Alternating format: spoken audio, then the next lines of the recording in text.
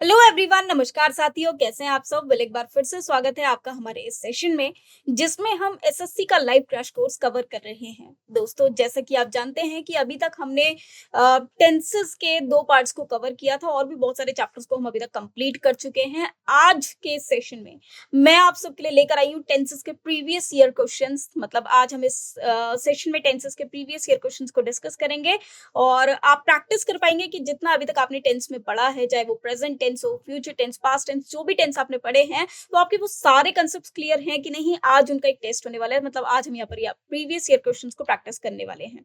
तो आज का कंटेंट्स रहेगा, in this session we will discuss 70 previous year questions and solutions along with explanations. Okay, तो चलिए इनको पढ़ना स्टार्ट करते हैं। सबसे पहले यहाँ पर डायरेक्शंस देख लेते हैं। मतलब इन क्वेश्चंस को सॉल्व करने के लिए क्या डायरेक्शंस हमको गिवन है, तो एक बार उनको पढ़ लेते हैं। Read the sentence to find out whether there is an error in it. मतलब आपको पूरा सेंटेंस पढ़ना है और देखना है कि यदि उसमें कोई त्रुटि है। एक बात दोस्तों, ये एक स्पॉटिंग एरर्स के क्वेश्चंस रहेंगे जो कि कभी टेंसेस के एग्जाम्स मतलब एग्जाम्स में आए हुए हैं, tenses related questions. The error if any will be in one part of the sentence. ये एक बहुत ही अच्छी बात इन्होंने बताई कि सेंटेंस में सिर्फ एक ही पार्ट ऐसा होगा जिसमें कि एरर होगा। मतलब एक सेंटेंस के कुछ पार्ट्स कर दिए गए हैं, उसमें किसी एक पार्ट में त्रुटि है जो कि हमको ढूंढनी है।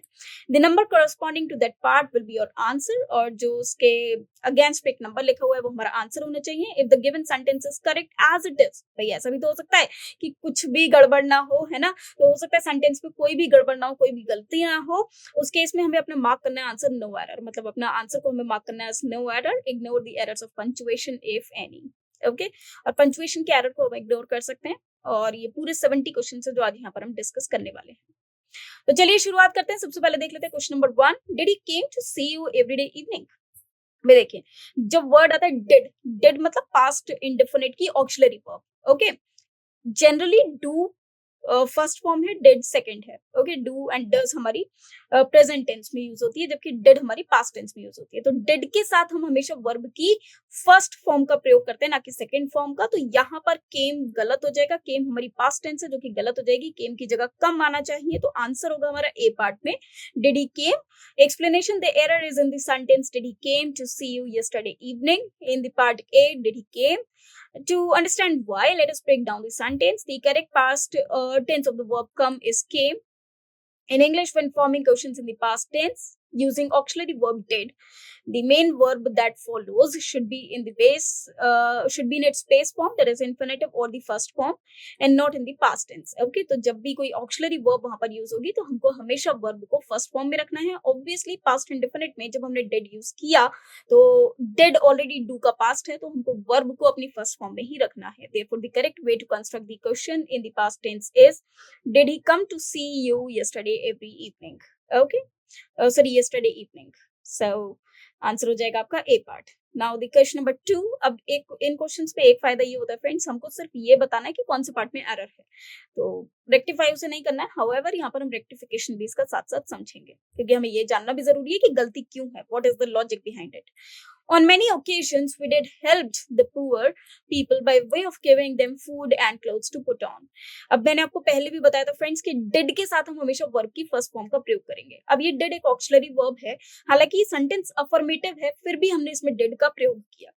जनरली अफर्मेटिव में जब हम डिड का प्रयोग करते हैं, मतलब हम किसी बात पर एम्फोसाइज कर रहे हैं। फॉर एग्जाम्पल, अगर मुझे किसी को इन्विटेशन देना है, किसी को इन्वाइट करना है अपने घर पे किसी फंक्शन में, तो मैं सिंपल भी बोल सकती हूँ भाई घर पे जरूर आना, तो please come to the party, normal.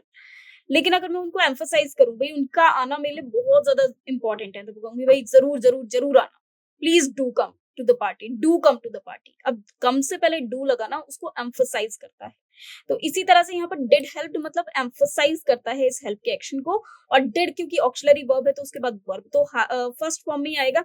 वैसे आप इसमें डिड हटाकर सिर्फ हेल्प भी लिख सकते थे, लेकिन जो बेटर है, जब हम एम्फोसाइज कर रहे हैं तो हम हेल्प का प्रयोग करेंगे और डिड के साथ फर्स्ट फॉर्म का प्रयोग करेंगे। तो यहाँ पर एरर हो जाता है आपका बी पार्ट में। तो जो आएगा आंसर हो जाएगा we did help the poor. Sentence हो जाएगा on many occasions we did help the poor people by way of giving them food and clothes to put on. Okay, so did help की जगह did help हो जाएगा। चलिए आगे बढ़ते हैं नेक्स्ट क्वेश्चन पे, दैट इज क्वेश्चन नंबर 3।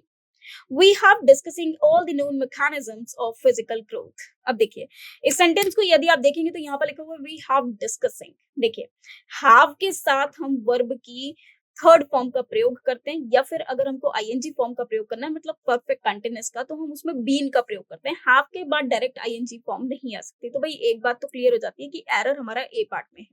अब इसमें करना क्या है भाई, हम किसी पर्टिकुलर टाइम से डिस्कस करते आ रहे हैं फिजिकल ग्रोथ के मैकेनिज्म्स को, करा नहीं है, करते आ रहे हैं। तो ये परफेक्ट कंटिन्यूअस टेंस को दर्शाता है। तो यहाँ पर जो आंसर हो जाएगा वो ए पार्ट हो जाएगा।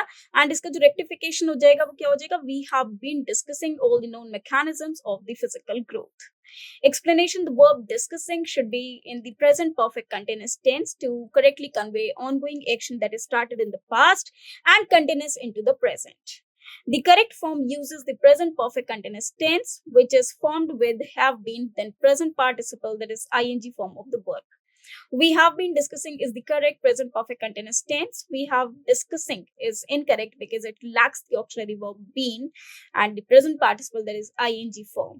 Okay, from the verb discuss.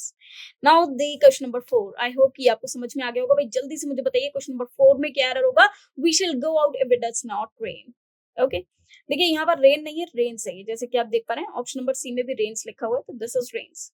अब देखिए जब भी एक कंडीशनल सेंटेंस होता है, दिस इज टाइप 1 कंडीशन। तो टाइप 1 कंडीशन में हम लोग इफ का प्रयोग करते हैं, जिसके बाद दो क्लॉजेस बनते हैं, first clause and the second clause. अब जब भी जहां पर भी आप देखिएगा सबऑर्डिनेट क्लॉज होगा, जैसे इफ लिखा है, अनलेस लिखा है, अनटिल लिखा है, तो इस तरह के वर्ड्स के तुरंत बाद हम किसी भी मोडेल का प्रयोग नहीं करते हैं। इंस्टेड हम लोग वहां पर प्रेजेंट टेंस का प्रयोग कर सकते हैं, that is subject plus verb 1। Okay, और वर्ब फिफ्थ जैसे कि रिक्वायरमेंट होगी, फिफ्थ मतलब एस और एस फॉर्म। जबकि रिमेनिंग स्ट्रक्चर में हम लोग subject then will and shall and then verb की फर्स्ट फॉर्म का प्रयोग करते हैं। Okay, that is modal after that verb first form. So इस केस में हम लोग यूज करेंगे जो एरर होगा वो किस में हो जाएगा, डज नॉट के साथ हम लोग रेन का प्रयोग करेंगे, रेन्स का नहीं। हालांकि सेंटेंस गलत पहले सही लिखा हुआ था, हालांकि हम इसको गलत कहेंगे क्योंकि यहाँ पर ऑप्शंस में गलत है। तो यहाँ पर जो एरर होगा वो आपका सी पार्ट में हो जाएगा। तो जो आंसर होगा वो सी पार्ट होगा and the correct sentence will be we shall go out if it does not rain. Okay, so ये हमारा आंसर हो जाएगा। In conditional sentences like this one, conditional type 1, where we express a future possibility based on a condition, the verb rain should remain in its base form, that is rain, after the modal verb does not. Also, does not एक auxiliary verb आ जाती है, जैसे do not, did not, does not, तो उसके बाद हम हमेशा verb को first form में रखेंगे, s और es को वहां पर avoid करेंगे। It does not rain is the correct form, where does not is the auxiliary verb used to form the negative in the present tense. And it does not rains is incorrect because does not already indicates the third person singular form and should be followed by the base form of the verb rain. Okay, so the correct sentence will be we shall go out if it does not rain. चलिए आ जाते हैं next question, that is question number 5 पर। My nephew began working for me about 10 years ago। देखिए began की third form है, begin, began, begun, है ना, इरेगुलर वर्ब है ये। बिगिन मतलब किसी चीज की शुरुआत करना, तो बिगन हमारी थर्ड फॉर्म हो जाती है। थर्ड फॉर्म हम लोग परफेक्ट टेंस में यूज करते हैं, मतलब हैज या हैव के बाद यूज करते हैं, ठीक है। जबकि यहाँ पर मेरे नेफ्यू ने मतलब मेरे भतीजे ने किसी काम को इनिशिएट किया था, शुरू किया था 10 साल पहले। अब 10 साल पहले पास्ट के टाइम को शो करेंगे तो ऑब्वियसली हम पास्ट इंडेफिनिट टेंस का प्रयोग करेंगे, सिंपल पास्ट टेंस का। तो यहाँ पर जो एरर हो जाएगा वो बी पार्ट में हो जाएगा फ्रेंड्स। बी पार्ट में क्या एरर होगा, begin working for me is the incorrect phrase. The verb begin is irregular in the past tense form, in its past tense form. The correct past tense form of begin is began, not begun. Begun is the past participle. Past participle मतलब third form used with auxiliary verbs like have. There is example have begun. Okay, so begun आपका have के बाद आ सकता है या has के बाद आ सकता है। Began is the simple past tense form used independently. Example began working. So in this sentence given, my nephew, part A is correct. Began working on me, for me, corrected part मतलब ये corrected part है, पहले ही गलत लिखा हुआ था जिसको हमने करेक्ट किया है, uses the correct past tense form of the word begin. About 10 years ago is part C, which is obviously correct. Therefore, the corrected sentence is my nephew began working for me about 10 years ago. मेरे भतीजे ने मेरे लिए काम करना शुरू किया था 10 साल पहले। ओके, अब आ जाता है क्वेश्चन नंबर 6 पे। Don't depend on Raju for he will always lets you down. देखिए कभी भी राजू पर डिपेंड मत होना, उसको उस पर विश्वास मत करना, क्योंकि वो तुम्हें ही विल ऑलवेज, क्योंकि वो हमेशा तुमको डिसअपॉइंट करेगा। लेट्स यू डाउन मतलब डिसअपॉइंट करना। दोस्तों जब भी मोडेल की बात आती है, मोडेल के साथ हम हमेशा वर्ब की फर्स्ट फॉर्म का प्रयोग करते हैं। तो यहाँ पर लेट्स की जगह लेट का प्रयोग करेंगे तो भाई सी पार्ट में एरर हो जाएगा। Error is in C part, always lets you down. Explanation, the verb let is in this context should be in its base form let, not the third person singular form lets. This is because the auxiliary verb will already indicates future tense, so let remains unchanged. Always let you down is correct phrase, meaning that Raju consistently disappoints or fails to meet expectations. Always lets you down is incorrect because lets is the present tense form, which is not suitable in this context where future tense will is used. Therefore, the corrected sentences don't depend on Raju, for he will always lets you down. Now, the next question is question number 7. If you're coming home tomorrow, let me know what time I can expect you. Now, जब आप ये sentence देख रहे हैं, बहुत ही ज्यादा simple sentence है, लेकिन इसमें ये जो वर्ड लिखा है ना, योर कमिंग, योर मतलब तुम्हारा और कमिंग मतलब आना। मतलब यहाँ पर अगर हम इस तरह से सेंटेंस देखें, if you are coming home tomorrow, इसका मतलब ये हुआ कि कमिंग तो हमारा जेरेंड है एंड योर हमारा possessive case, okay, possessive adjective. But अगर हम सेंटेंस का मीनिंग समझें, if you are coming home tomorrow, let me know what time I can expect you, तो ये कुछ सेंस नहीं बैठ रहा। मतलब यहाँ पर वो ये दर्शाना चाहते हैं कि अगर आप कल आ रहे हैं तो मुझे जरूर बता देना, और बता देना कि मैं किस वक्त पर तुम आओगे या किस वक्त पर मैं उम्मीद कर सकता हूँ तुम्हारे आने की। तो यहाँ per your coming home tomorrow नहीं होगा, यहाँ पर क्या होना चाहिए, यू आर कमिंग टुमारो। अगर आप कल आ रहे हैं, आप खुद सोचिए आप क्या कहेंगे, अगर आपका कल आना या अगर आप कल आ रहे हैं, तो मुझे बता देना किस वक्त आओगे। या फिर आप ये कहेंगे अगर आपका आना कल तो मुझे बता देना, ये तो कुछ सेंस ही नहीं बैठा। तो यहाँ पर हमारा जो सेकंड वाला सेंटेंस है, या जो अभी हमने पहले कहा था sentence, if you are coming home, तो वो सेंटेंस होना चाहिए ना कि योर कमिंग। तो योर कमिंग फ्रेज यहाँ गलत हो जाता है, तो एरर हो जाएगा आपका ए पार्ट में। Okay, so A is the correct answer. If you are coming home tomorrow should be the correct phrase. Your is a possessive pronoun or possessive adjective indicating ownership, not a contraction of you are, and it is not suitable here. The rest of the sentence is correct. Let me know what time. Part B is correct. I can expect you is correct. Therefore, the corrected sentence is if you are coming. अब देख रहे हैं you are को हमने contraction में लिखा हुआ है. If you are coming home tomorrow, let me know what time I can expect you. अगर आप कल आ रहे हैं तो मुझे बताइए कि मैं किस वक्त उम्मीद कर सकता हूँ आपके आने की, या किस वक्त उम्मीद कर सकती हूँ आपके आने की। अब आ जाते हैं क्वेश्चन नंबर 8 पे। तो जल्दी से देखते हैं कि क्वेश्चन नंबर 8 में क्या एरर होना चाहिए। तो भाई सेंटेंस है हमारा, after he had apologised to the magistrate profusely for having broke the promise, the magistrate was happy to forgive him. जब उसने माफी मांग ली मजिस्ट्रेट से अपने वादे को तोड़ने की, तब मजिस्ट्रेट ने उसे खुशी खुशी माफ कर दिया। अब देखिए हैविंग आपका एक परफेक्ट पार्टिसिपल फॉर्म है, जिसमें हैविंग के बाद वर्ब की थर्ड फॉर्म की रिक्वायरमेंट होती है। This is the part of perfect participle.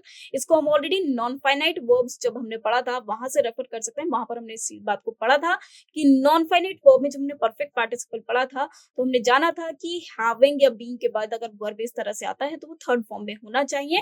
तो यहाँ पर ब्रोक हमारा गलत हो जाएगा क्योंकि कार्य हो चुका है ना। तो इसको हम थर्ड फॉर्म में रखेंगे तो ब्रोक की जगह ब्रोकन आना चाहिए, तो बी पार्ट में एरर हो जाएगा। तो एरर हो जाएगा भाई बी पार्ट में, having broke the promise. Explanation, having broken is correct form here because it is a present participle phrase that describes an action breaking the promise that occurred before the main event, that is apologized. Broke is the past tense form of break, which is not appropriate in this context. The corrected sentence maintains proper tense consistency and uses the correct form of the verb break in the present perfect participle form, having broken. Therefore, the corrected sentence is, after he had apologized to the magistrate profusely for having broken the promise, the magistrate was happy to forgive him. Okay, so ये हो जाता है हमारा question number 8। चलिए अब आ जाते हैं क्वेश्चन नंबर 9 पर। Old age and infirmity had begun to catch up with him. अब ओल्ड एज मतलब बूढ़ी अवस्था, और इन्फर्मिटी मैच्योरिटी, या फिर हैड बिगन। अब मैंने पहले ही बताया था आपको, बिगिन की थर्ड फॉर्म होती है begun. Okay, begin, began, begun. began हमारी सेकंड फॉर्म होती है, जबकि had के बाद हमें वर्ब की थर्ड फॉर्म की रिक्वायरमेंट है, that is past perfect tense. So began यहाँ पर गलत हो जाएगा, और ये गलत हो जाएगा तो एरर हो जाएगा आपका बी पार्ट में, जाहिर सी बात है। तो had began to is incorrect explanation, begun is the past participle, past participle means third form of the verb. Begin, which is used correctly here in the past perfect tense, that is had begun. Began is the simple past tense form, which is not suitable in this case because the sentence is in the past perfect tense, that is had begun. Therefore, the corrected sentence is old age and infirmity had begun to catch up with him. Okay चलिए अब आ जाते हैं question number 10 पे। He is going for a morning walk with his friends and neighbours every day. Now he is going for a morning walk. जब भी हम everyday वाली सिचुएशन देखते हैं, मतलब हर रोज होने वाली, तो जो कार्य फ्रीक्वेंटली हो, रोज रोज हो, रिपीटेडली हो, उसको हम हमेशा प्रेजेंट इंडेफिनिट टेंस में ही लिखते हैं। अब यहाँ पर ही इज गोइंग लिखा हुआ है, इसकी जगह हम लोग लिखेंगे ही गोज। ओके, तो आंसर हो जाएगा आपका ए पार्ट, क्योंकि हमें यहाँ पर पास्ट इंडेफिनिट टेंस का प्रयोग करना है।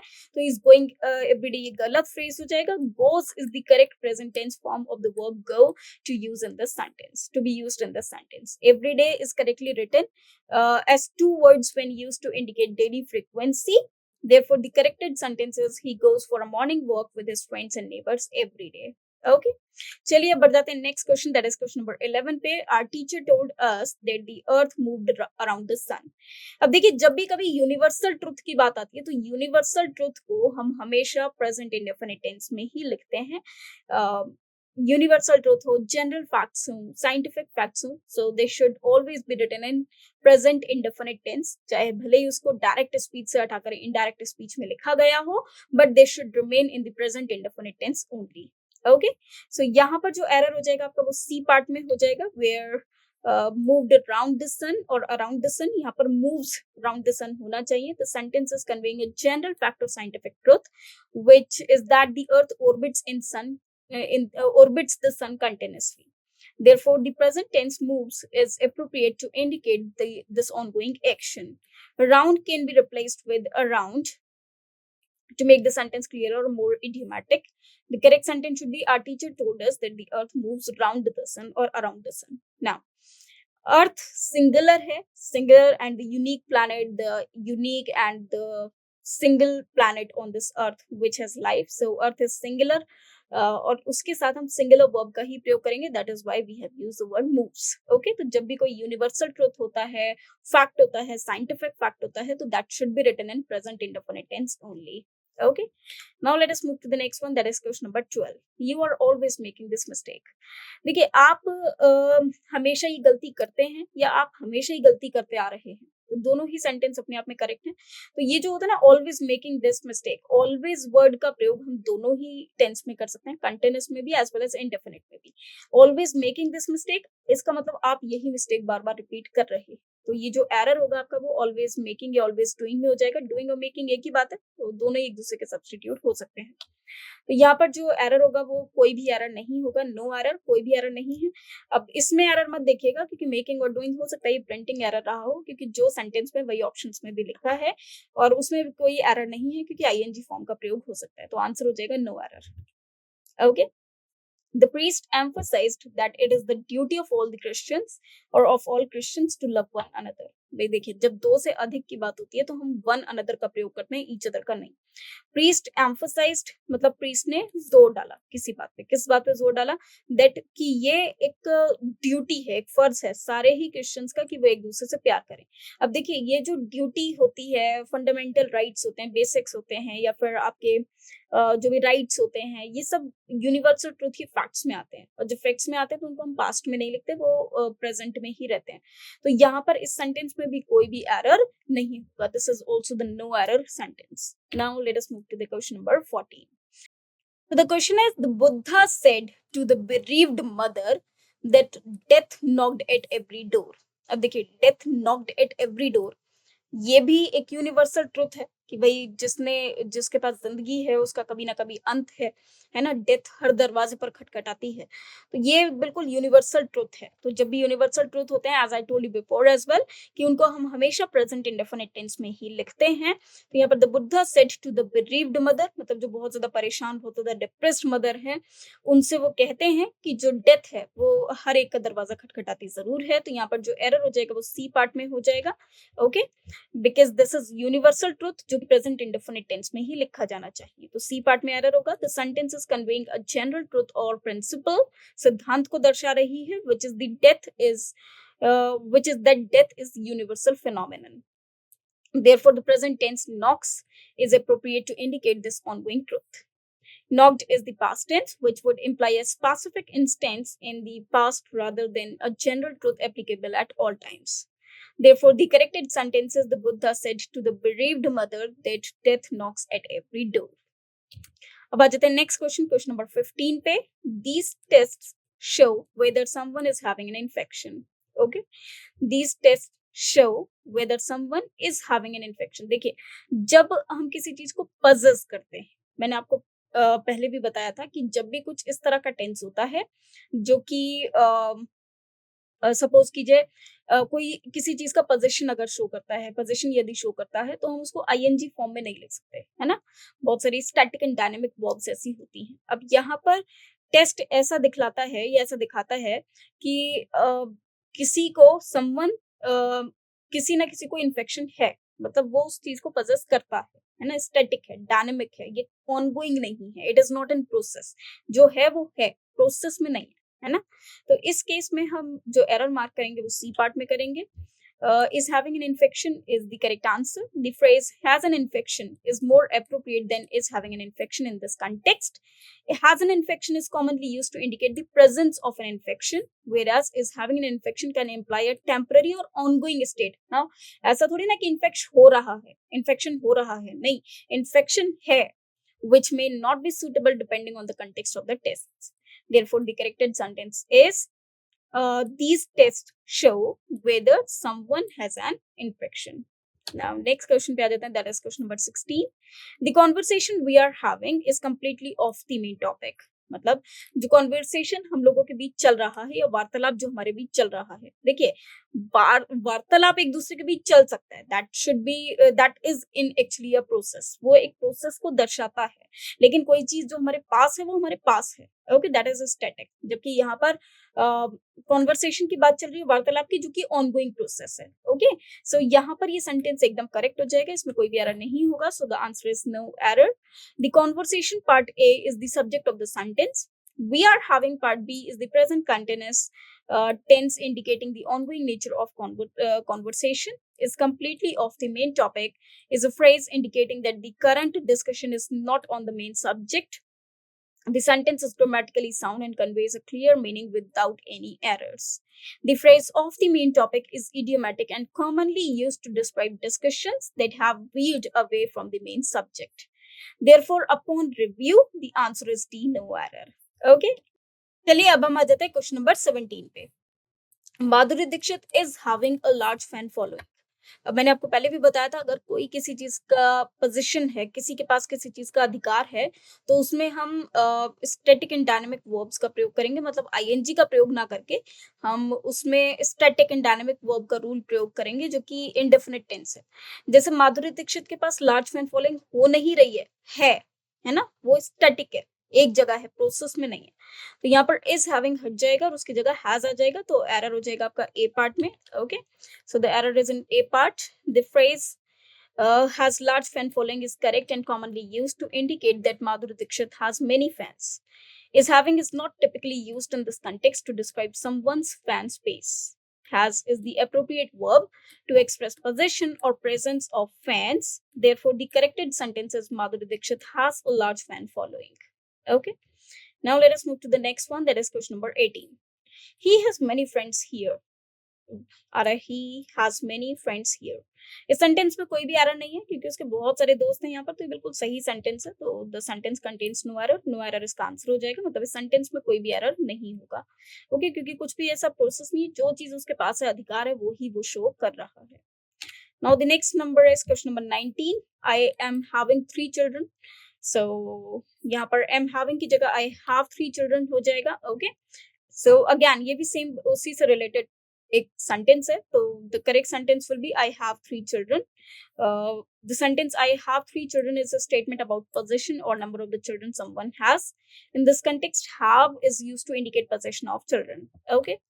Now the next one is question number 20. People who are not belonging to any nationalist party want to divide the country. अब देखिए जो बिलोंग नहीं करते किसी भी नेशनलिस्ट पार्टी को, अगेन बिलोंग एक ऐसा वर्ब है जो स्टैटिक एंड डायनेमिक वर्ब है, इसमें हम आईएनजी का प्रयोग नहीं कर सकते. फॉर एग्जांपल अगर आप किसी कंट्री से या किसी सिटी से बिलोंग करते हैं, मतलब आप उस सिटी का हिस्सा हैं, जैसे I belong to Noida, I belong to India, I belong to Ghaziabad. So एक पर्टिकुलर स्टेट या एक पर्टिकुलर सिटी का हिस्सा है ना, तो हम कभी उसमें आईएनजी का प्रयोग नहीं करते. तो अगेन यहाँ पर दोस्तों ये बिलोंगिंग वर्ड गलत हो जाएगा. ये गलत हो जाएगा तो आपका एरर हो जाएगा ए पार्ट में. Error is in A part, and the explanation is the phrase do not belong to is the correct way to express the idea that these people are not members of any nationalist party. Are not belonging to is not grammatically correct in this context. The verb belong does not typically take the continuous ing form when used in this structure. Do not belong to is the appropriate negative form to convey the absence of membership in the nationalist party. Therefore, the corrected sentence is people who do not belong to any nationalist party want to divide the country. Next पर आ जाते हैं, that is question number 21. I have seen her only once, but I'm liking her a lot. अब देखिए I have seen her only once, मैंने उसको सिर्फ एक ही बार देखा है, लेकिन मैं उसको पसंद बहुत करती हूँ, है ना, ये बहुत करता हूँ. तो यहाँ पर I am liking, अगेन अगर आप किसी को पसंद करते हैं तो आप कहेंगे I like you, है ना, आप ऐसा नहीं कहेंगे I like him और I'm liking him. ओके, ऐसा नहीं कहेंगे. So here the error is in part C. तो यहाँ पर error हो जाता है C part में.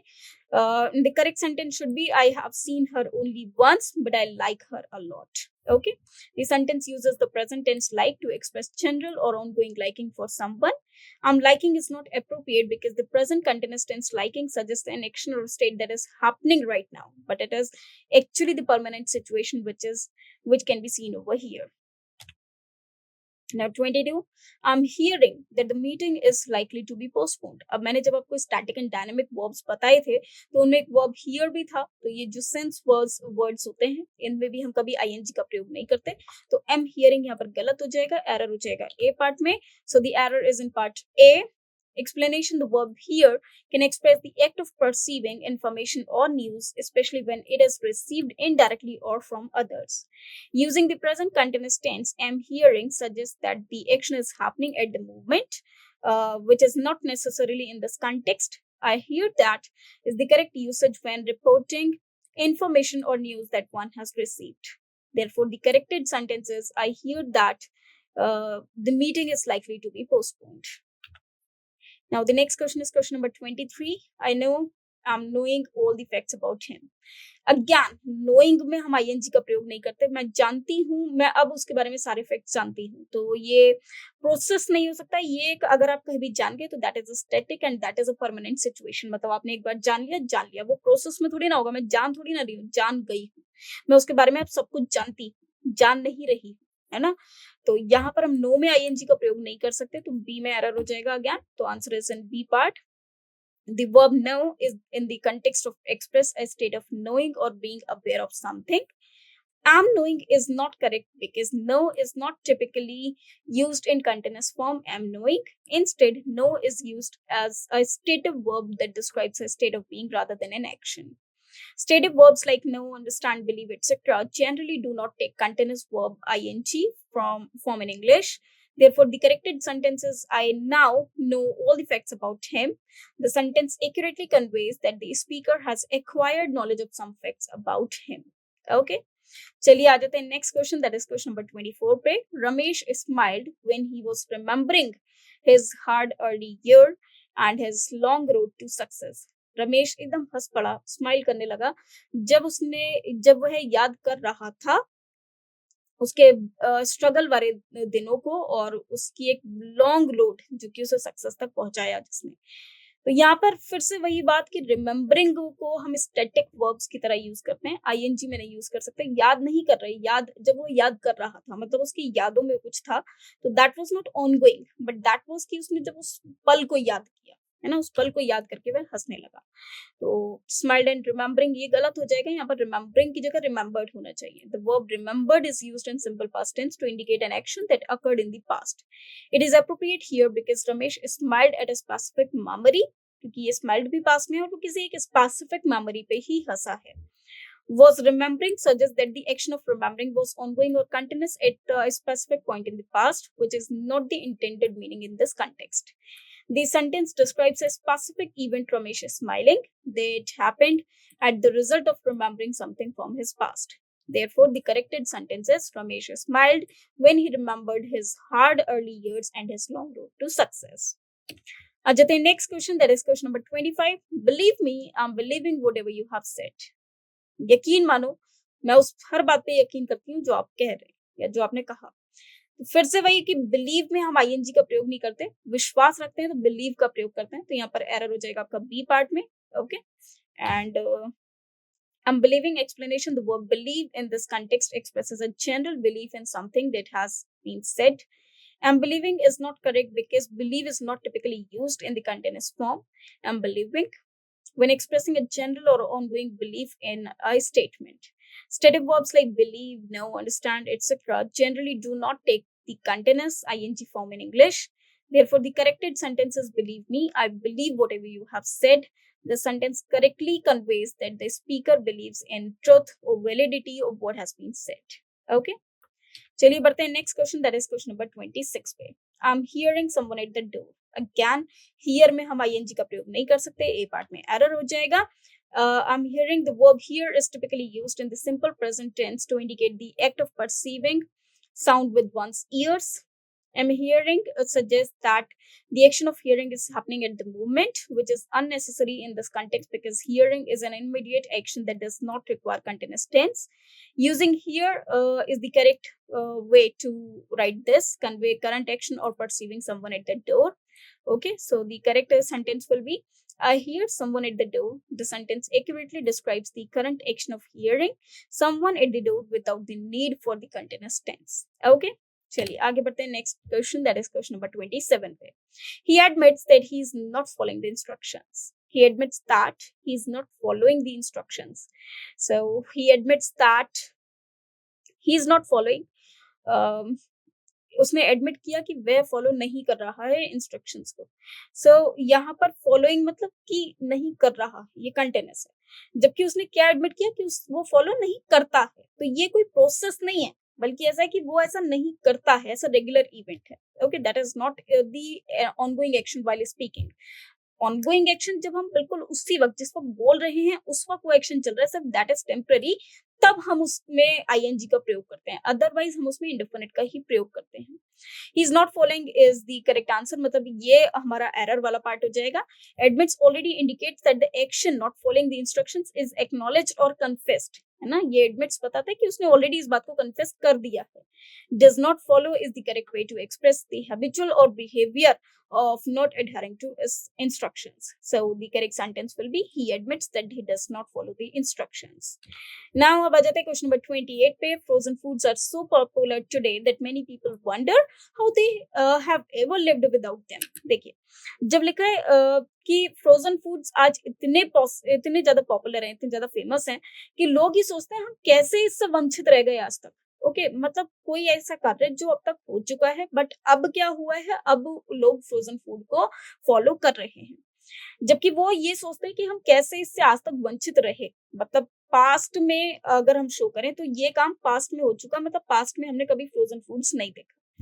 दोस्तों, जब कभी भी कुछ ऐसा होता है कि हम पास्ट का एक्शन शो करें लेकिन उसका प्रेजेंट में भी इन्फ्लुएंस हो, मतलब मैं यदि आपसे कहूं मैंने उसे अभी तक नहीं देखा है या मैंने अभी तक उसे यूज नहीं किया है, इसका मतलब मैंने उसको यूज आज भी नहीं किया है, प्रेजेंट में भी नहीं किया है। अगर मैं आपसे कहूं कि मैंने आज तो उसे देखा लेकिन इससे पहले मैंने उसे कभी नहीं देखा है, तो वो हमारा पास्ट टेंस में होगा, क्योंकि आज तो वो काम हो गया। मतलब आज तो हम फ्रोज़न फूड को फ़ॉलो करते हैं, लेकिन हम पहले कभी उसको नहीं देखते थे या हम पहले उसके बिना हमेशा जिए हैं।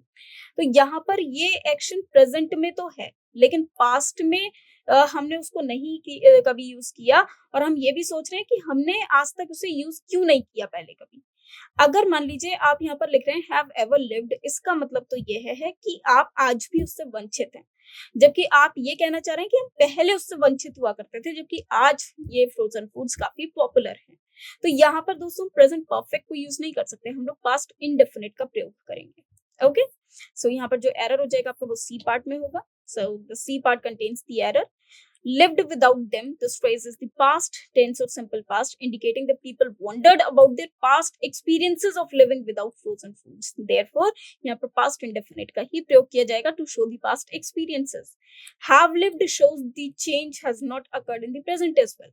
अगर मैं यहाँ पर have lived देखती हूँ तो यहाँ पर ये शो करता है कि चेंज आज भी अगर नहीं हुआ, आज भी as it is है, कोई फ्रोजन फूड है ही नहीं। Okay, therefore the correct sentence is frozen foods are so popular today that many people wonder how they ever lived without them. Okay, चलिए अब आ जाते हैं next question, that is question number 29 पे।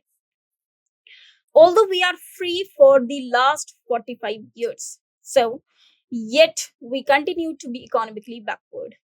Now, जब भी हम कभी बात करते हैं कोई एक एक्शन जो कि पास्ट टाइम से अब तक चला आ रहा है या पास्ट टाइम से अब तक चल चुका है, तो उसको हम हमेशा परफेक्ट टेंस में ही लिखते हैं या परफेक्ट कंटिन्यूअस टेंस में। So we are free, so are free की जगह लिखेंगे we have been free.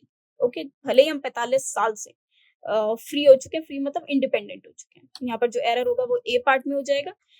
For the last 45 years or so, so this corrects the capitalization and pluralizes year to years. No, actually the correct sentence will be although we have been free for the last 45 years, so we continue to be economically backward. Okay, so this will be the correct sentence. Now we have question number 30. So अब करते हैं question number 30 को। I saw him a couple of times since May. मैं उसे मई से काफी बार देख चुकी हूँ, मतलब ये सिलसिला आज भी चल रहा है। तो जब भी इस तरह का सिचुएशन होती है जो पहले से चल रहा है और आज भी उसका इन्फ्लुएंस है, so that should be written in perfect tense not indefinite. So past tense में ये नहीं लिखा जा सकता, एरर हो जाएगा आपका ए पार्ट में। उसका इन्फ्लुएंस आज भी है तो वो प्रेजेंट में होना चाहिए, तो सेंटेंस होना चाहिए I have seen him a couple of times since May. मैं उसे मे से कम 2-3 बार देख चुकी, तो कपल ऑफ टाइम्स में 2 बार तो एटलीस्ट देख ही चुकी हूँ। ओके, चलिए अब आ जाते हैं next question, that is question number 31 पे। He ate nothing since yesterday. उसने कल से कुछ नहीं खाया है। देखिए मैंने अभी आपको बताया कि जब कोई एक्शन पास में हुआ बट उसका इन्फ्लुएंस प्रेजेंट में भी हो, तो उसको हम हमेशा प्रेजेंट परफेक्ट टेंस में लिखते हैं। अब उसने कल कुछ नहीं खाया था, मतलब सिर्फ कल कुछ नहीं खाया था, आज की भी नहीं पता। लेकिन अगर मैं कह रही हूँ उसने कल से कुछ नहीं खाया है, मतलब उसने अभी तक कुछ नहीं खाया है, तो इस पास्ट का इन्फ्लुएंस प्रेजेंट में भी है। और जब भी इस तरह की सिचुएशन होती है तो हम प्रेजेंट परफेक्ट टेंस का प्रयोग करते हैं। तो यहाँ पर हो जाएगा ही एट नथिंग, तो एट यहाँ पर गलत हो जाएगा, यहाँ पर लिखेंगे he has eaten nothing since yesterday. So यहाँ पर एरर हो जाएगा आपका ए पार्ट में। So the correct sentence should be he has eaten nothing since yesterday. उसने कल से कुछ नहीं खाया है। The sentence describe an action that is started in the past yesterday and continues up to the present moment. अगर कोई एक ऐसा वक्त है जो किसी past time से start हुआ हो और उसका influence आपको present में भी देखने के लिए मिले, तो that should be written in present perfect tense. The present perfect tense has eaten is appropriate here because it indicates an action that is started in the past and has relevance to the present. He ate simple past would imply a completed action in the past. Suppose मैं आपसे कहती कि उसने कल कुछ नहीं खाया था, तो हम सिर्फ कल के बारे में बात कर रहे हैं, तब वो सेंटेंस पास्ट में लिखा जाता। लेकिन अगर हम कह रहे हैं कल से कुछ नहीं खाया है, मतलब अब तक कुछ नहीं खाया है, सो आपको उसका असर आज में भी देखने के लिए मिल रहा है। It is continued up to now, तो वो आपका प्रेजेंट परफेक्ट टेंस में ही लिखा जाना चाहिए। ओके, सो अब आ जाते हैं क्वेश्चन नंबर 32 पे। How long were you learning English for, मतलब कब से आप इंग्लिश को लर्न कर रहे हैं। जब भी कोई एक एक्शन किसी एक पर्टिकुलर टाइम से चला आ रहा होता है तो उसको हम परफेक्ट कंटिन्यूअस टेंस में लिखते हैं। सो यहाँ पर एरर हो जाएगा बी पार्ट में। It should be written in perfect continuous tense. So the correct sentence will be how long have you been learning English for. Okay, so When asking about a duration that is started in the past and continues up to the present, use present perfect continuous tense. Okay, क्योंकि एक ongoing action है, आप ऐसा कह सकते हैं कि जब हम एक कंटिन्यूस टेंस में या कोई ऑनगोइंग एक्शन में टाइम का भी इंडिकेशन दे दें तो उसको परफेक्ट कंटिन्यूस टेंस में ही लिखा जाना चाहिए। अब आ जाते हैं क्वेश्चन नंबर 33 पे। The Ahujas are living in this colony for the last 8 years। तो जब लास्ट 8 years होना चाहिए ये, ठीक है। पहली बात तो ये शायद प्रिंटिंग एरर है तो इसको हम अवॉइड कर सकते हैं। एज आई टोल्ड यू कि पंचुएशन एरर्स को अवॉइड किया जा सकता है। फिलहाल जो अहुजाज है ना, वो इस कॉलोनी में 8 साल से रह रहे हैं। तो जब एक टाइम इंडिकेशन आ जाए किसी ऑनगोइंग प्रोसेस के साथ तो उसको परफेक्ट कंटिन्यूअस टेंस में लिखेंगे। तो यहाँ पर हम आर लिविंग की जगह हैव बीन लिविंग लिखेंगे। ओके, तो जो हमारा एरर माना जाएगा वो किस में माना जाएगा फ्रेंड्स? बी पार्ट में एरर हो जाएगा। So the error is in B part. Have been living is the correct present perfect continuous tense to indicate an action that is started in the past and continues up to the present. It shows that Ahujas started living in this colony in the past and are still living there now. Okay, for the last 8 years is the duration of time that is correctly used with the present perfect continuous tense to indicate the period during which the action has been happening. Okay, तो कोई एक particular action जो past से चला आ रहा है और अभी तक चल रहा है, तो वो जब चल रहा है, ऑनगोइंग प्रोसेस है, तो वो कंटिन्यूस में लिखा जाता है। जब एक एक्शन पास्ट में शुरू होकर एक स्टैटिक वे में है लेकिन वो चल नहीं रहा, उसका इन्फ्लुएंस अब तक है, तो वो परफेक्ट में लिखा जाता है। और अगर कोई एक्शन कंप्लीट हो गया पास्ट में ही तो वो आपका पास्ट इंडेफिनिट में लिखा जाता है। Okay, Now the next question is question number 34. He is working in a bank in New Delhi for the past several months. Again, कुछ महीने पहले से वो वर्क कर रहा है। तो again जब वो कुछ महीने पहले से मतलब टाइम इंडिकेशन है तो obviously it should be written in perfect continuous tense। बिल्कुल सेम सिमिलर सेंटेंस है। तो यहाँ पर जो एरर हो जाएगा वो आपका हो जाएगा ए पार्ट में। Instead of writing he is working, so we should write he has been working in. Okay. Now the next question is question number 35. I was there many a time in the past. अब देखिए मैं वहां थी या वहां था past में। Okay, कई बार मैं वहां था पास्ट में या थी वहां पर। ठीक है, तो ये शो करता है किसी के प्रेजेंस को पास्ट में, टाइम ऑफ पास्ट में वहां पर। ओके, सो यहाँ पर इस केस में हम या तो सेंटेंस परफेक्ट में बना सकते हैं या फिर मतलब परफेक्ट में बना सकते हैं, वो पास्ट हो या प्रेजेंट हो। तो यहाँ जो एरर होगा वो आपका ए पार्ट में हो जाएगा of course. Have been there is the correct present perfect tense to indicate experiences that occurred at unspecified times in the past up to the present moment। फिर से इन्फ्लुएंस तो present का भी दिख रहा है ना, तो यहाँ पर हम फिर से वही प्रेजेंट परफेक्ट का ही प्रयोग करेंगे, पास्ट परफेक्ट का नहीं। This tense is appropriate because it emphasizes the repeated nature of the visits to the place. Many a time is an idiomatic phrase that means many times or frequently. It is used to emphasize the frequency of the action or event. In the past, is a prepositional phrase that correctly specifies the time period when he visits or when the visits occurred. Therefore, by correcting option A to I have been there, the sentence becomes grammatically accurate and conveys the intended meaning clearly with the idiomatic usage of many a time. Okay, चलिए अब आ जाते हैं question number 36 पे। Mrs. Sharma has not been able to meet her partner since 1 year. Again, when the time is countable, जब भी time countable होता है जिसमें यूनिट आ जाए 1 year, 2 year, 3 years, 4 years, 5 years, तो इस तरह के टाइम ड्यूरेशन के साथ हम लोग फॉर का प्रयोग करते हैं ना कि सिंस का। तो ये जो एरर होगा वो आपका सी पार्ट में हो जाएगा। So the answer is C and the correct sentence will be for 1 year. Okay, so since 1 year is incorrect when using since to indicate point of time which an action is started, in this case hasn't happened, we should use a specific point in time like since January, since 2019। तो जो एक uncountable time हो, particular specific time हो, point of time हो, उसके लिए हम लोग since का प्रयोग कर सकते हैं। जहां पर टाइम का यूनिट्स गिवन हो वहां पर हमें for का ही प्रयोग करना होता है। नेक्स्ट पर आ जाते हैं, that is question number 37। My brother has been living in America with his family for the past 10 years।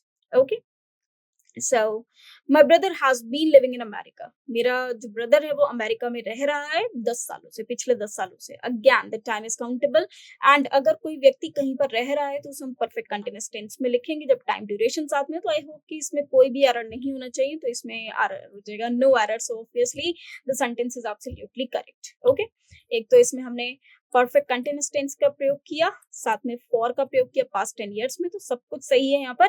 तो भाई ये क्वेश्चन बिल्कुल करेक्ट हो जाता है। तो question 37 contains no error. Okay, अब आ जाते हैं क्वेश्चन नंबर 38 पे। The pond is flooded with water because it is raining continuously for the last 3 days. अब देखिए, फॉर द लास्ट 3 डेज, पिछले 3 दिनों से बरसात हो रही है, अभी भी हो रही है, तो फिर से वही कंटिन्यूटी में है, तो परफेक्ट कंटिन्यूअस टेंस का प्रयोग होगा। तो इज रेनिंग की जगह हो जाएगा it has been raining. Okay, so the error will be in part B. Okay, so the correct sentence will be with water because it is raining.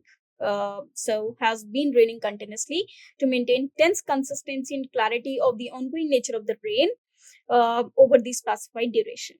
Okay, चलिए अब आ जाते हैं next question, that is question number 39 पर। Our new neighbors had been living in Arizona since 10 years before moving to the present house. Now our new neighbors had been living in Arizona, okay, since 10 years. Again देखिए 10 years countable है, जबकि यहाँ पर हमने word use करा since, जो कि गलत होगा। यस, तो ये इसका जो आंसर हो जाएगा वो आपका क्या हो जाएगा, since 10 years नहीं होना चाहिए, for 10 years होना चाहिए। तो error is in part C, replace since with for। और ये मैं आपको पहले भी एक्सप्लेन कर चुकी हूँ, तो यहाँ पर लिख देते हैं, सिर्फ since की जगह for लग जाएगा। So the correct sentence will be our new neighbors had been living in Arizona for 10 years before moving to their present house. Okay.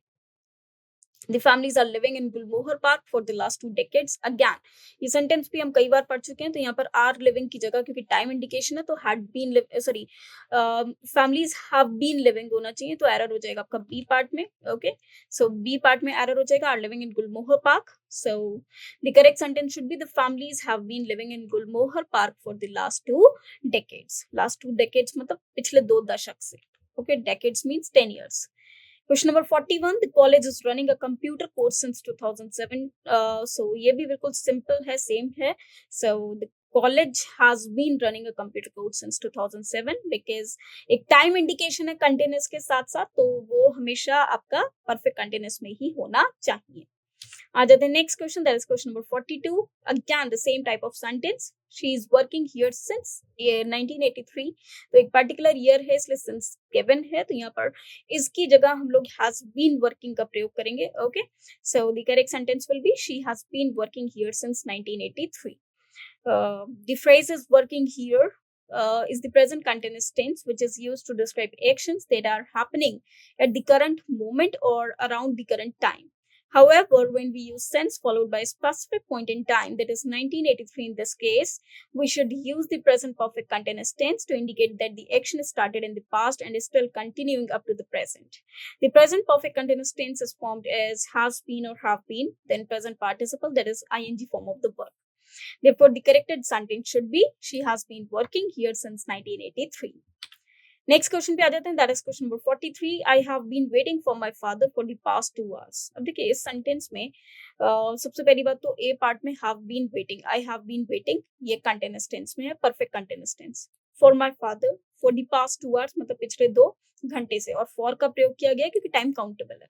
तो ये सेंटेंस एब्सोल्युटली करेक्ट है, there is no error in this, तो इसका answer हो जाएगा no error. I have been waiting is the present perfect continuous tense, which indicates an action that is started in the past and continues up to the present moment. This part of the sentence is grammatically correct and expresses the ongoing nature of waiting. For my father is a prepositional phrase that specifies whom or what the waiting is for, and it is correctly placed after waiting to clarify the purpose or target of the action. Okay, so the sentence contains no error, it is absolutely correct grammatically. Okay, now let us move to the question number 44. अब आ जाते हैं question number 44 पे। Word is producing enough for every citizen, but still there is hunger and malnutrition, and it is continuing year after year. अब देखिए यहाँ पर ऐसा बोला गया है कि जो वर्ड है वो बहुत कुछ बना रहा है अपने सिटीजन्स के लिए, फिर भी भूखमरी है, मालन्यूट्रिशन है, हंगर है, लोगों में भूख है, और अभी भी पोषण की कमी है लोगों में, and it is continuing year after year, और ये कंटिन्यूअसली हो रहा है ईयर आफ्टर ईयर। अब आइए देखते हैं कि इसमें क्या एरर होना चाहिए। एरर होगा आपका सी पार्ट में, and it is continuing year after year. ऐसा क्यों होगा? The issue here is redundancy and awkward phrasing. The sentence already effectively conveys the idea of persistence, but still there is hunger and malnutrition. ऐसा शब्द लिखा हुआ है कि अभी भी यहाँ पर हंगर है और मालन्यूट्रिशन है, so adding it is continuing year after year, ये थोड़ा सा रिडंडेंसी हो जाती है ना, and is unnecessary and disturb the flow of the sentence. To correct this, you can simply say word is producing enough for every citizen, but still there is hunger and malnutrition. The revision maintains the clarity and conciseness of the sentence without the redundant phrase at the end. Therefore, the correct answer to the question is C, as it contains the error due to redundancy and awkward phrasing. Okay. Now let us move to the question number 45. He has served as president of the Lions Club since a long time. अब देखिए, जब भी a long time phrase आता है, उस case में भी हम फॉर का प्रयोग करते हैं, सिंस का प्रयोग नहीं करते. फॉर अ लॉन्ग टाइम एक करेक्ट फ्रेज होता है, सिंस अ लॉन्ग टाइम नहीं होता, क्योंकि फॉर अ लॉन्ग टाइम एक ड्यूरेशन को शो करता है जो कि एक लंबे समय से चलती आ रही है. ओके, सो ये एक पॉइंट ऑफ टाइम नहीं है, this is just the duration which has been shown. एक सिर्फ ड्यूरेशन को दर्शाता है, ये पॉइंट ऑफ टाइम नहीं है. ओके, दैट इज वाई हम यहाँ पर फॉर का प्रयोग करेंगे, सिंस का प्रयोग नहीं करेंगे, तो एरर हो जाता है आपका सी पार्ट में.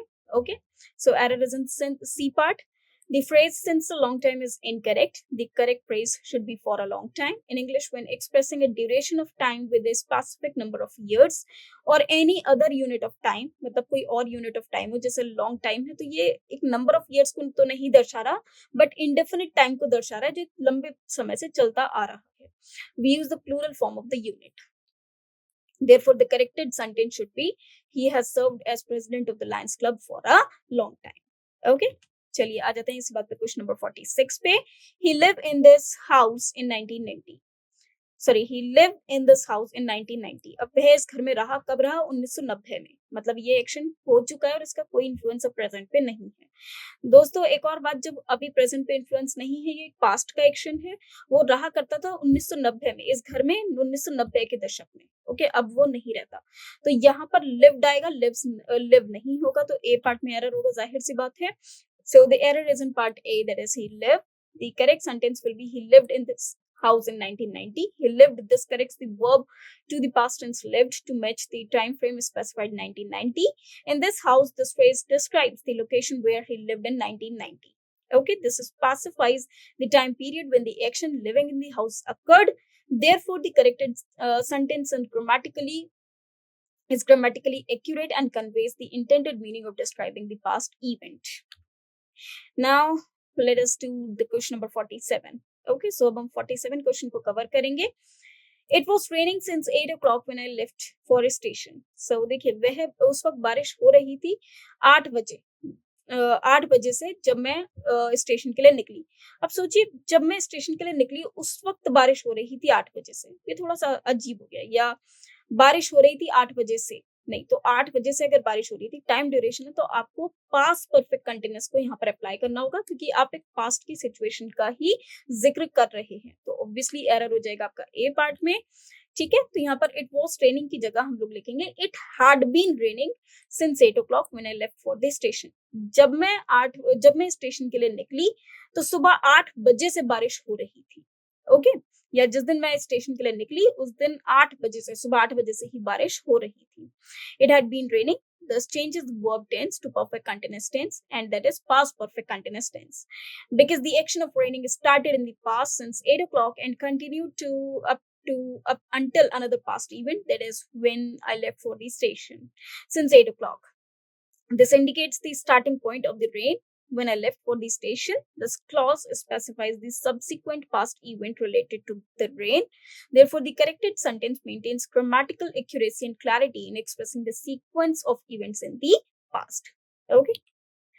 Now, question number 48 पे आ जाते हैं. She is preparing for this examination since 2004. So, अब तो क्योंकि ये एक पर्टिकुलर टाइम से कर रही है, कंटिन्यूस में आएगा, तो परफेक्ट कंटिन्यूस होना चाहिए ये, तो एरर हो जाएगा आपका ए पार्ट में.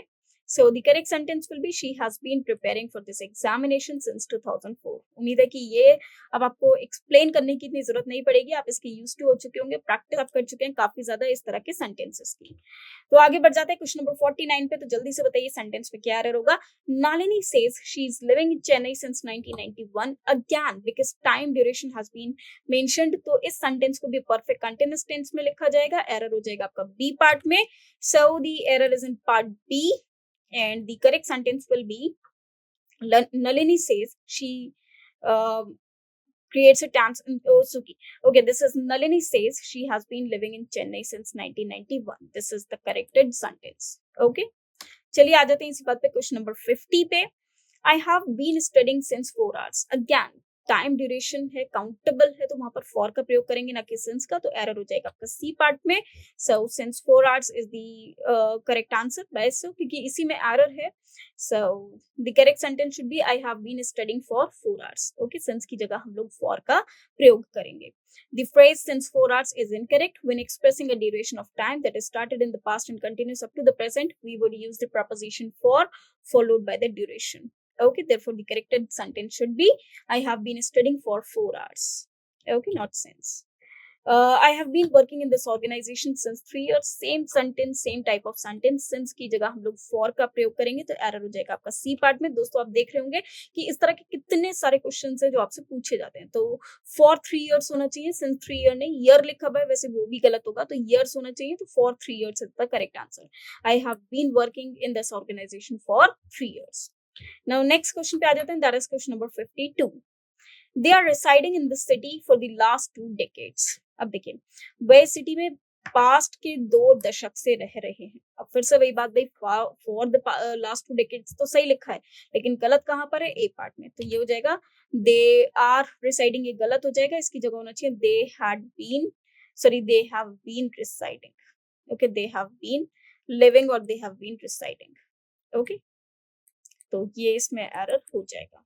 आ जाते हैं next question. That is question number 53 पे. It has been raining since 9 o'clock this morning. अब देखिए, इट हैज बीन रेनिंग, बारिश हो रही है. कितने बजे से? 9 o'clock से.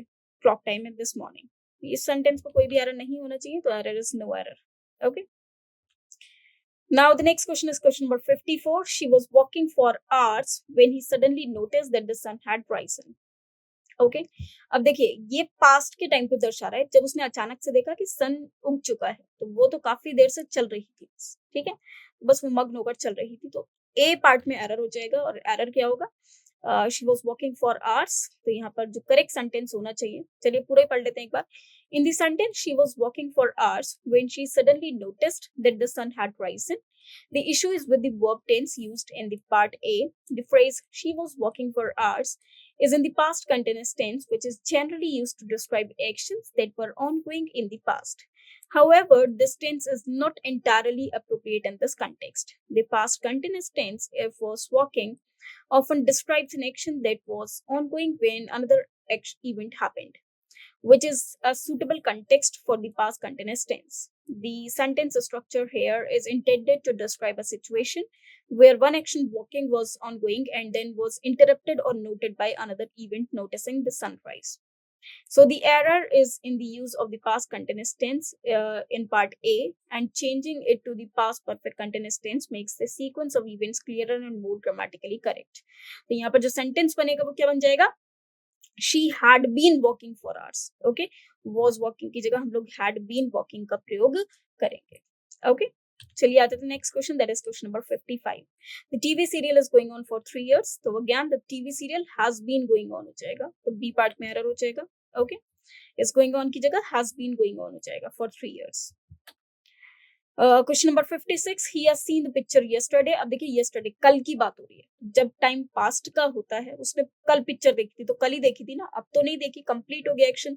तो उस केस में हम पास्ट इंडेफिनिट टेंस का प्रयोग करते हैं. जब भी हमें ये पता हो कि ये कार्य कब हुआ था और वो टाइम पास्ट का हो, तो उस केस में हमें पास्ट इंडेफिनिट को ही अप्लाई करना है. तो एरर ए पार्ट में होगा. हैज सीन की जगह हम लोग सॉ, जो कि सी की सेकेंड फॉर्म है, उसका प्रयोग करेंगे.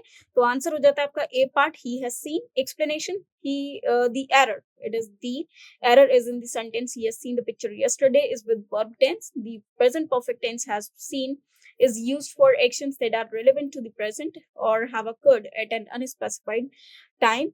Since yesterday refers to the specific past time, the past simple tense saw should be used instead.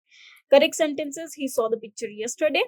So the correct answer is A. He has seen, because it should be changed. He has seen should be changed to he saw. Okay. So the correct sentence will be he saw the picture yesterday. Now the next question is question number 57.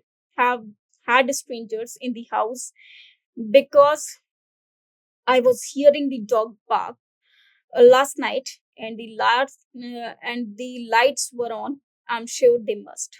Okay, so यहाँ पर जो error होगा again वो हो जाएगा आपका B part में, क्योंकि हियरिंग को हम आईएनजी फॉर्म में नहीं लिखेंगे। तो I was hearing should be corrected to I heard. Okay, last line में आप देख सकते हैं आई हर्ड यहाँ पर होना चाहिए। Next is question number 58. Mr. Rao and her family left this place a month ago. अब मिस्टर राव एंड उनकी जो फैमिली है, sorry it is Mrs Rao, I am really sorry, this is Mrs Rao and her family left this place a month ago. उन्होंने इस जगह को एक month पहले ही छोड़ दिया है। तो ये सेंटेंस में कोई एरर नहीं होना चाहिए, this is no error sentence, क्योंकि अब ये कार्य कब हुआ है, एक मंथ पहले हो गया है, मतलब ये करेक्ट एक मंथ पहले हो गया, कंप्लीट हो गया, इसका कोई भी इन्फ्लुएंस अब तक नहीं है, तो इट हैज ऑलरेडी हैपेंड। तो यहाँ पर हम लोग जब भी पास्ट टेंस को डिफाइन करते हैं, तो अगर पास्ट टाइम में कोई एक्शन हुआ है तो उसको पास्ट इंडेफिनिट टेंस में ही लिखा जाता है। Now the next one is question number 59. I have seen that film last year, but I do not remember its story.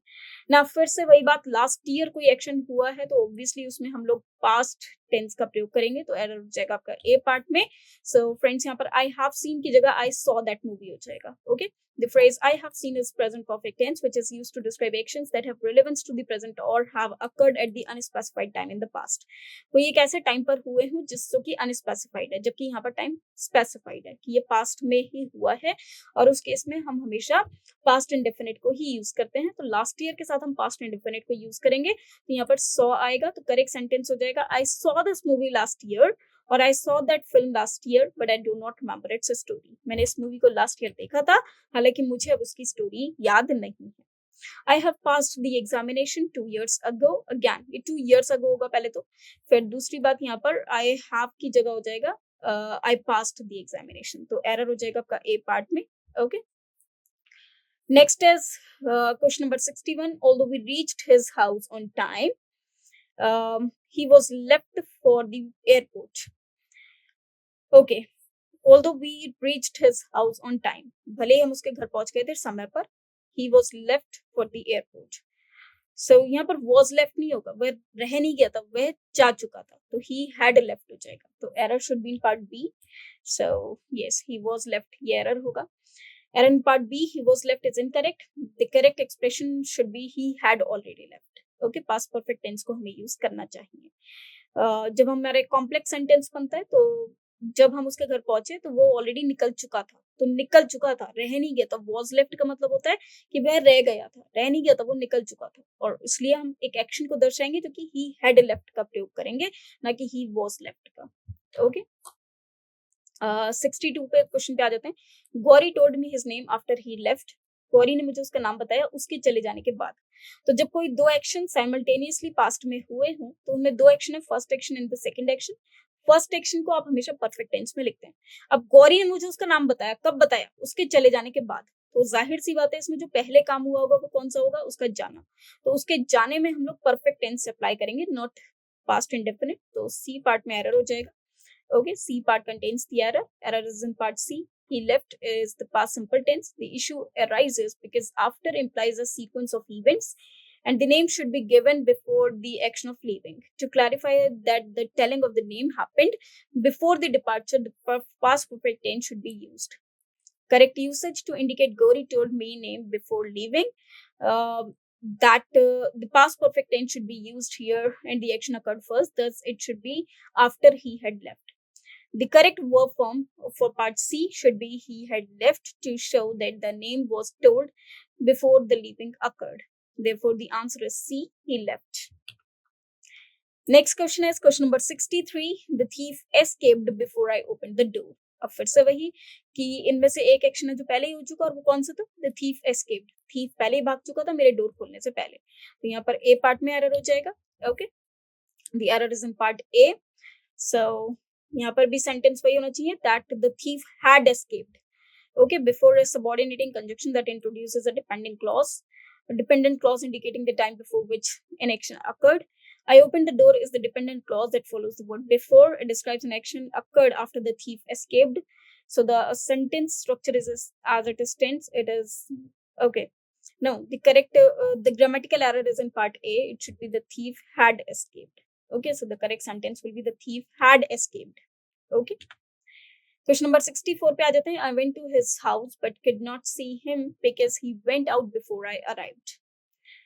So मैं उसके घर गई थी लेकिन उसको देख नहीं पाई क्योंकि मेरे जाने से पहले वो निकल चुका था. तो ही वेंट की जगह हो जाएगा he had left. Okay, so again जो आपका एरर हो जाएगा वो हो जाएगा सी पार्ट में. ओके, एंड इसमें हो जाएगा he had gone out before I arrived, है ना. ये हमारा आंसर होना चाहिए. ओके, नेक्स्ट क्वेश्चन पे आ जाता है. Question number 65. I shall write to you when I shall reach Bangalore. Again जब भी सबऑर्डिनेटिंग कंजक्शन का हम प्रयोग करते हैं या कोई भी एक ऐसी कंजक्शन का जो दो सेंटेंस को आपस में जोड़ देता है, तो उस केस में हम कभी भी सबऑर्डिनेटिंग कंजक्शन के तुरंत बाद किसी भी मोडेल का प्रयोग नहीं करते हैं. तो यहाँ पर शेल का प्रयोग नहीं होगा. तो यहाँ हो जाएगा I shall write to you when I reach Bangalore. तो यहाँ पर एरर हो जाएगा आपका सी पार्ट में, and the error is in part C. Explanation: when using a time clause like when I reach Bangalore, we typically use the simple present tense reach rather than the future tense shall reach. This is because the main verb shall write already indicates a future action, and the time clause when I reach Bangalore specifies the time when the action occurred. Therefore, the corrected sentence should be I shall write to you when I reach Bangalore. Okay. Now, this is question number 66. You will get all the information if you read this booklet carefully. Now, you will get all the information. Okay. If you read. Now, read का अगर हम present tense देखें तो read रहता है. Pronunciation past tense में read हो जाता है. However, spelling remains same. Spelling READ ही रहेगा.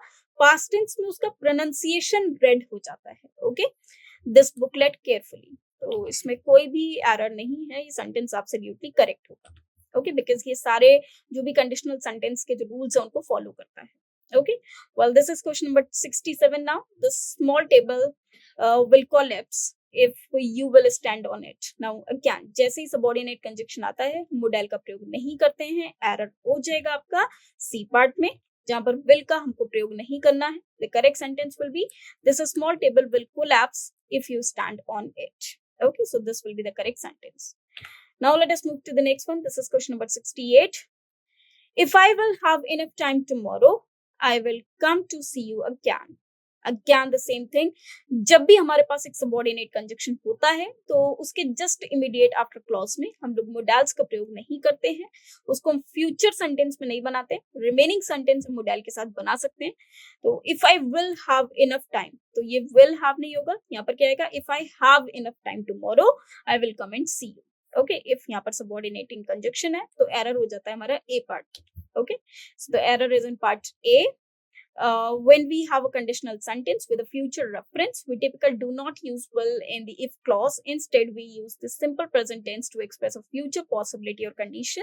Therefore, the corrected sentence is, if I have enough time tomorrow, I will come and see you. Now, this is question number 69. I will discuss the matter with him when I will see him in the next few days. Again the same sentence.